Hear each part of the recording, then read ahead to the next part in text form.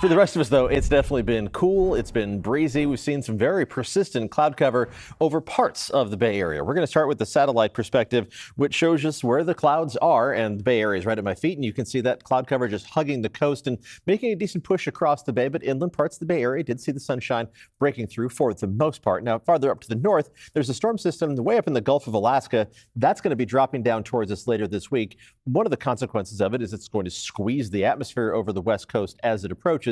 So the breezy conditions that we had today, not going to change a whole lot as we head through the next couple of days. Let's take a look at the every 6-hour wind gusts from one of our forecast models, and the color coding in the background tells you more even than the specific numbers. All of the orange panels indicate where the winds are going to be gusting over 20 miles an hour, which is pretty much all the time over the next couple of days. And there's even a couple of red boxes indicating 30+ mile an hour gusts by tomorrow afternoon. Friday, probably the slightly less breezy day, but Friday also brings the closest approach of that storm system and a decent chance of rain showers moving into the Bay Area. Here's Futurecast. We'll see more clouds and sunshine likely across the region tomorrow. Even farther inland, you're going to see more clouds farther up in the atmosphere, filtering or flat out blocking the sun.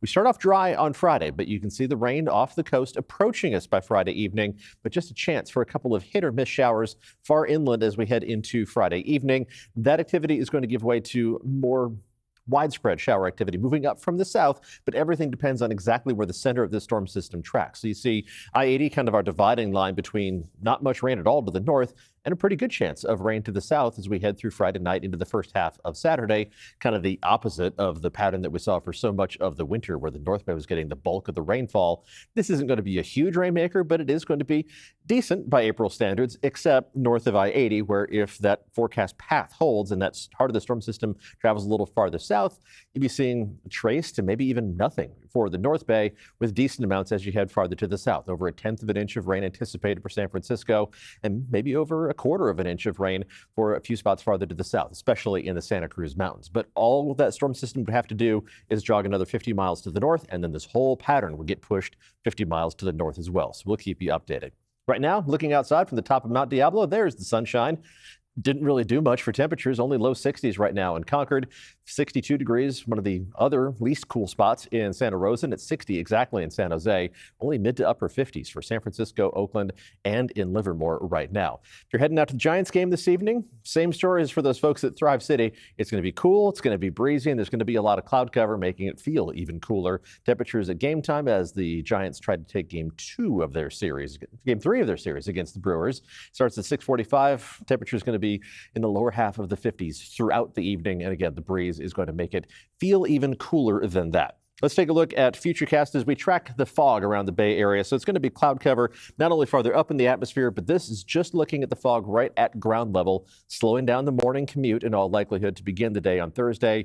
And the presence of that cloud cover right at ground level and higher up in the atmosphere is going to have an impact on how much our temperatures do or don't warm up. Temperatures only topping out in the 60s across most of the Bay Area, only mid-60s in San Jose. Even the warmest spots in the map are going to fall short of 70 degrees far inland in the East Bay, 67 degrees around Antioch and Brentwood, similar temperature around Fairfield. And for the North Bay, only low to mid-60s as well, and falling short of 60 degrees in San Francisco by tomorrow afternoon.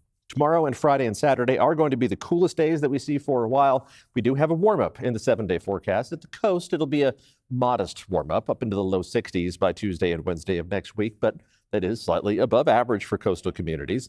Temperatures Bayside also warming up after a chilly few days, right around 60 for Bayside high temperatures Thursday, Friday, and Saturday, but then near 70 degrees by Tuesday and Wednesday. And inland, that's where we'll see the steepest climb after the kind of steepest drop that we've already had to kick in. Temperatures go from the lower half of the 60s up to around 80 degrees by Tuesday and Wednesday as springtime weather looks like it'll return in time for the end of April, right?